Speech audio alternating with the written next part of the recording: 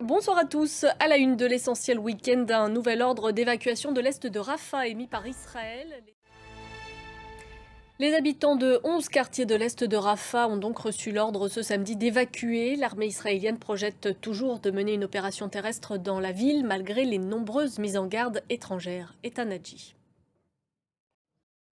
Le Hamas, de son côté, a annoncé ce samedi dans une vidéo qu'un otage israélo-britannique est mort après avoir été blessé lors d'une frappe israélienne lancée il y a plus d'un mois.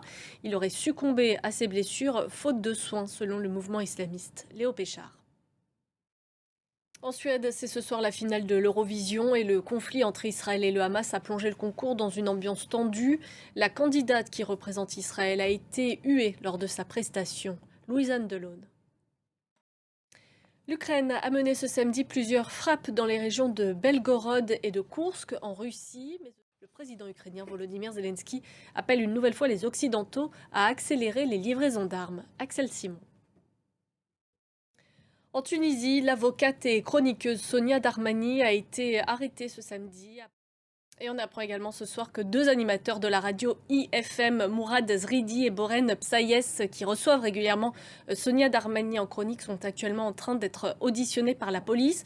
Quant à nos correspondants, Marilyn Dumas et Amdit Lili, ils vont bien et ont pu rentrer chez eux. Amdit Lili, le caméraman qui a pu être relâché par la police après avoir été arrêté pendant une dizaine de minutes. Et puis dans un communiqué publié il y a tout juste quelques minutes, France 24 condamne fermement l'intervention de policiers cagoulés en plein direct, ce qui a obligé son équipe à interrompre brutalement un duplex donc à la maison de l'avocat en Tunis. France 24 condamne par ailleurs ce qu'il considère comme une entrave à la liberté de la presse.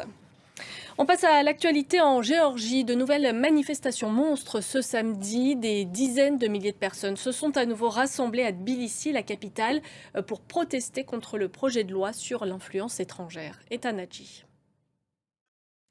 Si vous les avez manqués hier, vous pouvez encore vous rattraper ce soir. Des aurores boréales vont de nouveau embraser le ciel, conséquence d'une tempête solaire extrême qui frappe la Terre ce week-end.